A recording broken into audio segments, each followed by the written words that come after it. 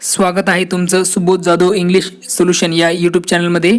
आज आपण बघत आहोत इयत्ता 8वीचा दुसरा लेसन अँड्रोक्लिस अँड द लॉयन या पाठाचं चिटचॅट, त्यानंतर इंग्लिश वर्कशॉप आणि मार्जिन क्वेश्चन आज आपण अभ्यासणार आहोत. या लेसनची लिंक तुम्हाला डिस्क्रिप्शनमध्ये मिळून जाईल. डिस्क्रिप्शनला पुन्हा एकदा बघा. चला तर मग सुरू करूया. Androclus and the lion.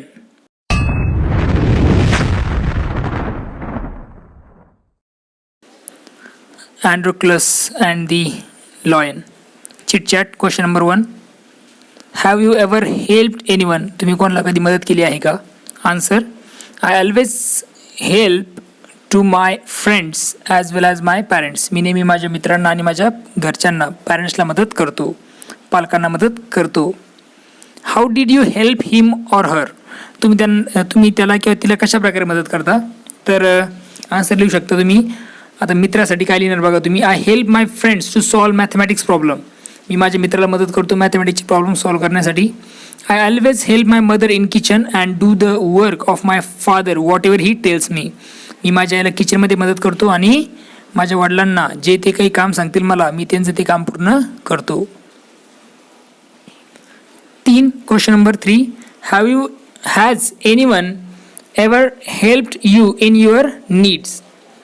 तुम्हाला तुमच्या गरजेच्या वेळेस कोणी मदत केली आहे का? होय. उत्तरमध्ये लिहू शकतो तुम्ही. My friend Vikas help me to practice badminton competition. माझा मित्र जो आहे विकास, त्याने मला बॅडमिंटन प्रॅक्टिससाठी मदत केली होती. जी बॅडमिंटन कॉम्पिटिशन आहे त्याच्या प्रॅक्टिससाठी मला मदत केली होती. How did you feel at that time? तुम्हाला त्यावेळेस कसं वाटलं? Answer. I felt very happy. मला खूप चांगलं वाटलं, आनंदी वाटलं. Question number 5. How did you show your gratitude to him oblique her? तुम्ही त्याच्याबद्दल कशी कृतज्ञता तुम्ही त्याला दाखवली? Answer. I showed my gratitude by saying thanks and help him in his bad time. मी काय केलं तर त्याला थँक्स म्हणून माझी त्याच्याबद्दल कृतज्ञता दाखवली आणि help him in his bad time, आणि त्याला त्याच्या वाईट परिस्थितीमध्ये मदत केली. त्यानंतर आहे question number 1. Discuss with your benchmate. तुमचा जो बेंचमेट आहे त्यासोबत डिस्कस करा. And write down the names of any 5 stories of bravery. आणि कुठल्याही 5 स्टोरीज लिहा ज्यामध्ये ब्रेवरी आहे. That you have read or heard. ज्या तुम्ही वाचल्यात किंवा मग ऐकल्या आहेत. Also name the brave heroes and heroines of each day. आणि एक हिरो किंवा हिरोईनचं नाव त्यामध्ये लिहा. आता या स्टोरीज मी सांगितलेल्या आहेत. याचे व्हिडिओज पण तुम्हाला माझ्या यूट्यूब चॅनलवर मिळून जातील या स्टोरीजचे. Name of the story Sinhagad. Name of the hero Tanaji Malusare. Iswaran the storyteller. Iswaran हा कॅरेक्टर आहे हिरो म्हणून. The selfish giant. Giant is the hero किंवा लीड कॅरेक्टर त्या स्टोरीचं. Bringing up Kari elephant. Gopal and hilsa fish. Gopal centre character किंवा main character. Complete the facts about the lions choosing from the alternatives. Number 1. Lions are called king of the jungle. Answer king असणार आहे. जे read केले ते answer असतील. Number 2. Lions belong to the cat family of animals. Lions are carnivorous animals. Number 4. Male lions have a mane around their neck but lioness do not have it. जे केस असतात बघा ते लॉयनला असतात, लॉयनेसला नसतात. कार्निवर्स म्हणजे तो काय तर आपण त्याला म्हणू शकतो की तो मांस खाऊन जगतो, मांसाहारी. Number 5. A group of lion is called a pride. जो गठ्ठा असतो, ग्रुप असतो लॉयनचा, त्याला प्राईड असं म्हणतात. Number 6. Lions attack only when they are hungry. Lion attack करतात जेव्हा ते खूप कसे असतात, भुकेले असतात त्यावेळेस. Margin question number 1. Where did Androclus seek shelter after his escape? Answer. He took shelter in a forest after his escape. त्यांनी जंगलामध्ये आश्रय घेतला ज्यावेळेस तो तिथून पळाला. Question number 2. What did the lion seem to tell Androclus? The lion seem to tell अँड्रोक्लिस to help हिम. असं दाखवत होता तो सिंह की त्याला आता अँड्रोक्लिसच्या मदतीची गरज आहे. Number next, how were the slave treated at that time? Answer, the slaves were force to work for their masters. जे काही स्लेव्ज असतील त्यांना फोर्स केलं जायचं त्यांच्या मास्टरला काम करण्यासाठी. दे हॅड, इथं 0 प्रिंट मिस्टेक झाली बघा. They had no freedom, HAD, no freedom, no rights. त्यांना कुठल्या प्रकारचे फ्रीडम म्हणजे स्वातंत्र्य आणि कुठल्या प्रकारचे अधिकार नव्हते. They had to do what ever their master told them. त्यांना जे सांगितलेलं आहे तेच त्यांना काम करावं लागत होतं. म्हणजे मास्टर जे काम सांगतील तेच ते काम करणार असतील. त्यानंतर, they could not leave their master because they were bound by law to obey their master.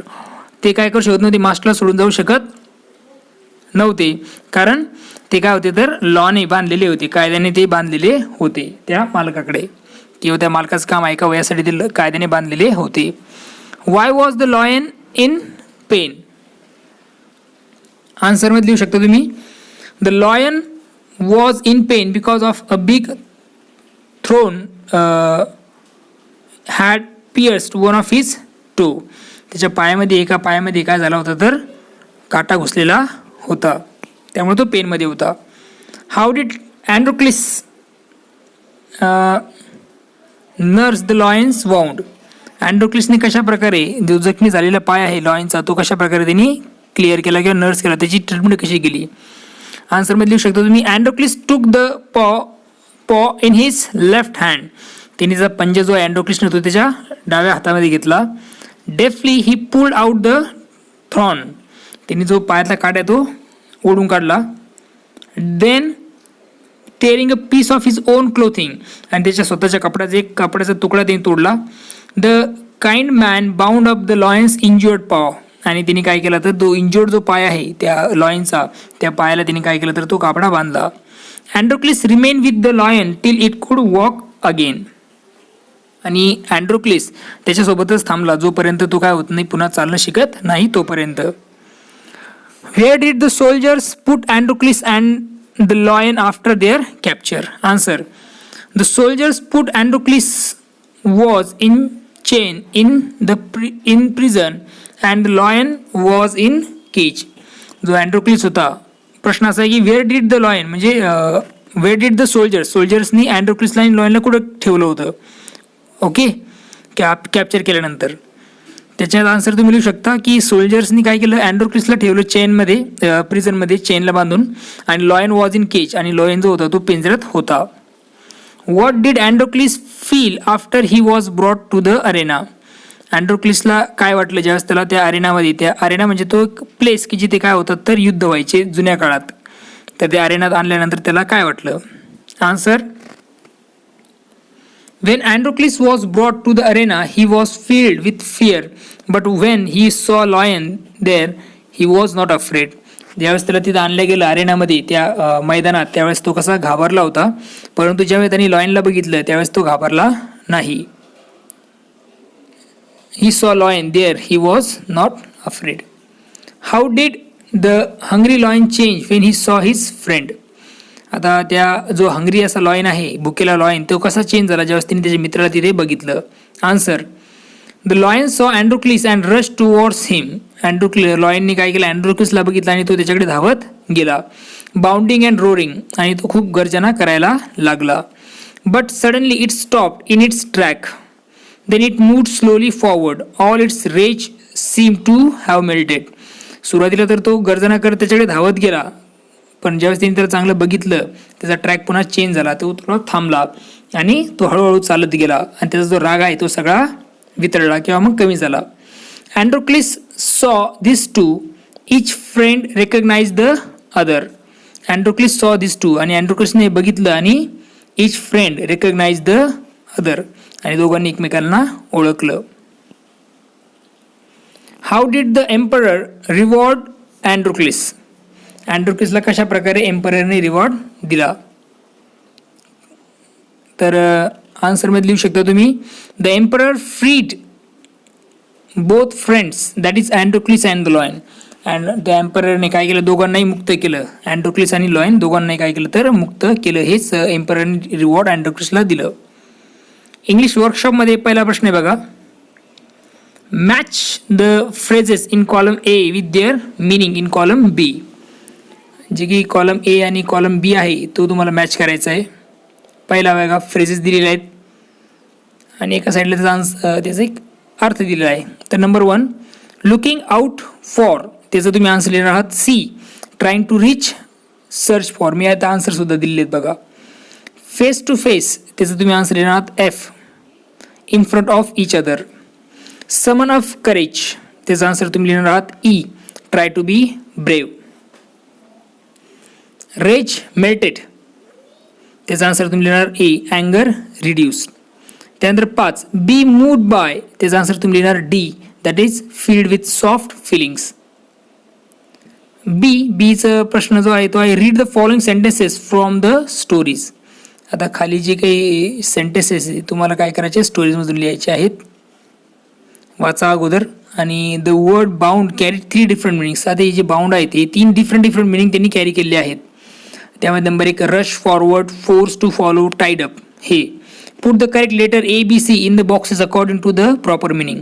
आणि तुम्हाला ए बी सी लिहायचं आहे पुढं समोर त्याच्या की जे प्रॉपरली वापरलेलं आहे या ए बी सीमध्ये. तर पहिले बघा they were bounded by law to obey their master. त्याच्यामध्ये तुम्ही घेणार आहात बी फोर्स टू फॉलो. हा त्याचा अर्थ होतो बाउंडेड बाय लॉचा. त्यानंतर the kind man bound up the lion's injured paw. त्याचा तुम्ही घेणार टाईड अप. ओके, म्हणजे बांधला त्यांनी, टाईट केलं. आणि 3 the lion bounded towards Androclus again. Number A त्याचा आन्सर असणार आहे rush forward. Now translate each of the 3 sentences A B C in your medium of learning. तुमच्या शिकण्याच्या भाषेत तुम्हाला ए बी सीला कन्वर्ट करायचं आहे. आता पहिला जो आहे तो जो दे वेअर, इथे घेणार तुम्ही force to follow to obey their masters. आता डायरेक्टली अर्थ मी सांगतो, इथे लिहून देतोय. त्यांना त्यांच्या मालकाचे नियम पाळणे कायद्याने बंधनकारक होते, पहिल्याचं. दुसऱ्याचा अर्थ तुम्ही घेणार मराठीमध्ये त्या दयाळू माणसाने सिंहाचा जो जखमी पंजा आहे घट्ट बांधला. आणि नंबर 3 सिंहाने अँड्रोक्लसकडे पुन्हा झेप घेतली. त्यानंतर question number 2 A find from the story the antonyms. Antonyms म्हणजे अपोजिट वर्ड्स, विरुद्धार्थी शब्द तुम्हाला शोधायचे स्टोरीमधून. तर नंबर 1 काइंड, त्याचा विरुद्धार्थी शब्द आहे क्रुअल. Poor, wealthy. पुअर म्हणजे गरीब, वेल्दी म्हणजे श्रीमंत, क्रुअल म्हणजे निष्ठुर, काइंड म्हणजे दयाळू. स्लेव म्हणजेच गुलाम, मास्टर म्हणजे मास्टर, त्याला आपण म्हणतो मालक. हाय उंच, लो म्हणजे कमी. Punishment, reward. पनिशमेंट म्हणजे शिक्षा आणि रिवॉर्ड म्हणजे बक्षीस. अनबाउंड, अनबाउंड म्हणजे सोडून देणे, बाउंड म्हणजे बांधून ठेवणे. टेंडर म्हणजे नाजूक, टफ म्हणजे कडक. हॅपी म्हणजे आनंदी, डिस्मे म्हणजे सॅड, दुःखी. त्यानंतर B find from the story 5 words that describe the sounds made by the lion. त्यामध्ये तुम्ही आता मला 4 सापडलेत. Growled, roar, moaned and whispered. हे ते शब्द आहेत. A Androclus did not like his cruel master. So अँड्रोक्लिसला त्याचा मास्टर आवडत नव्हता क्रुअल, त्यामुळे त्याने काय केलं बघा. He felt that even death was better than serving such a master. त्याला असं वाटलं की मृत्यू बरा आहे ह्या ज्या मास्टर आहे मालकाच्या हाताखाली काम करण्यापेक्षा. He kept looking out for a good opportunity. आणि तो तिथून पळून जाण्याची एक चांगली अपॉर्च्युनिटी, संधी शोधत होता. At the first chance he got, त्याला पहिला चान्स मिळाला. He escape from the clutches of his cruel master. आणि तो त्याच्या तावडीतून तिथून सुटला त्या क्रुअल मास्टरच्या. The lion looked at Androclus piteously. So जो द लॉयन आहे तो त्या अँड्रोक्लिसकडे एकदम दयेने पाहत होता. कारण he moved very cautiously towards the lion, step by step. He saw that the lion paw was wounded and swollen. त्यावेळेस तिने बघितलं तो हळूहळू चालत त्या याच्याकडे गेला लॉयनकडे आणि स्टेप बाय स्टेप. आणि तिने बघितलं की लॉयनचा जो पाय आहे म्हणजे पंजा आहे तो जखमी आहे आणि तो सुजलेला आहे कारण त्याच्या पायात काटा घुसलेला होता. Number 3 C Androcles bandage the lion's injured paw. So त्या अँड्रोक्लिसने काय केलं तर त्या लॉयनचा पाय जो आहे तो म्हणजे पाय म्हणजे पंजा जो आहे तो काय केला तर बँडेज केला किंवा त्याला हे केलं गुंडाळलं. तर the lion licked his arm. तर लॉयनने काय केलं त्याचे पाय हात जे असतील आर्म्स त्याला त्यांनी लिक केलं. लिक म्हणजे चाटणे. And it to show gratitude. कशासाठी तर एक त्याची कृतज्ञता दाखवण्यासाठी. त्यानंतर D, a hungry ferocious lion was released into the arena. जो अँग्री असा प्रकारचा फेरोशियस म्हणजे चिडलेला वाघ होता तो रिलीज करण्यात आला त्याला त्या अरेनामध्ये त्या मैदानामध्ये. So Androcles was filled with fear but he did not show his fear. सुरुवातीला तो घाबरला कोण अँड्रोक्लिस, परंतु त्यांनी काय केलं नाही त्याची जी भीती आहे ती दाखवली नाही. त्यानंतर E, the lion reached Androcles and it moved slowly. The lion reach Androcles. जो लॉयन आहे तो अँड्रोक्लिसपर्यंत पोहोचला. आणि आन्सरमध्ये तुम्ही लिहू शकता, आन्सर तुम्ही यास लिहिणार आहात, इट मूव्ड स्लोली फॉरवर्ड. आणि तो हळूहळू पुढे चालत आला. ऑल इट्स रेज, रेज म्हणजे राग, सीम टू हॅव मेल्टेड. त्याचा जो राग आहे तो पूर्णतः काय झाला निवळला किंवा कमी झाला, वितळला. Each friend recognize each other. आणि दोघांनी एकमेकांना ओळखलं. त्यानंतर F, the emperor asked Androcles what other reward he would like. Androcles, the emperor asked Androcles. एम्पररने अँड्रोक्लिसला विचारलं what other reward he would like. त्याला कुठले रिवॉर्ड्स पाहिजेत. तर अँड्रोक्लिसने काय उत्तर देतो बघा. Androcles replied that he did not want anything for himself. Androcles म्हणतोय की मला त्याला स्वतःसाठी काही नको, but he wanted the lion to be set free too. तर काय करा तुम्ही तर लॉयनला सुद्धा त्याच्यासोबत फ्री करा. ही त्याची डिमांड होती किंवा ही रिवॉर्ड त्यांनी राजाला मागितलं. Question number 4, write in your own words 3 to 4 sentences about each of the following. 3-4 वाक्यामध्ये तुम्हाला खालच्या प्रश्नाची उत्तर लिहायची आहेत. तुम्ही याचे आन्सर लिहू शकता बघा. पहिला प्रश्न आहे, the condition of slaves in ancient Rome. जी कंडिशन काय होती स्लेव्सची एन्शियंट रोममध्ये, तर याचा आन्सर तुम्ही लिहू शकता बघा. The slaves were forced to work for their masters. स्लेव्सला काय केलं जायचं तर फोर्स केलं जायचं त्याच्या मालकासाठी काम करण्यासाठी, मालकाकडे काम करण्यासाठी. They had no freedom no rights. त्यांना कुठल्या प्रकारचे स्वातंत्र्य कुठल्या प्रकारचे अधिकार नव्हते. They had to do what ever their masters told them. त्यांनी जे मास्टर त्यांना काम सांगेल, मालक त्यांना जे काम सांगेल त्यांनाच ते करायचं होतं, त्यांनाच ते करावं लागत होतं. They had not leave their master because they were bound by law to obey their master. आणि ते काय करू शकत नव्हते, त्यांच्या मालकांना सोडून जाऊ शकत नव्हते, कारण ते काय होते तर कायद्याने तशा प्रकारे त्या मास्टरचं ऐकण्यासाठी ते बांधलेले होते किंवा त्यांना ते बंधनकारक होतं. Number 2, qualities of Androcles. अँड्रोक्लिसच्या क्वालिटीज काय होत्या बघा. काय सांगू शकता तुम्ही. तर आता मी असं सांगतोय, याच्यामध्ये तुम्ही आणखीन ॲड करू शकता. He was very kind man. तो खूप चांगला माणूस होता, दयाळू माणूस होता. कारण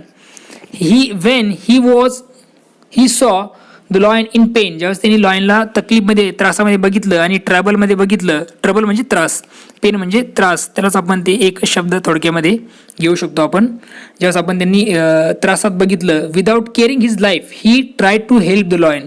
त्यांनी स्वतःच्या जीवाची काळजी न करता त्यांनी काय केलं तर लॉयनला मदत करण्याचा प्रयत्न केला.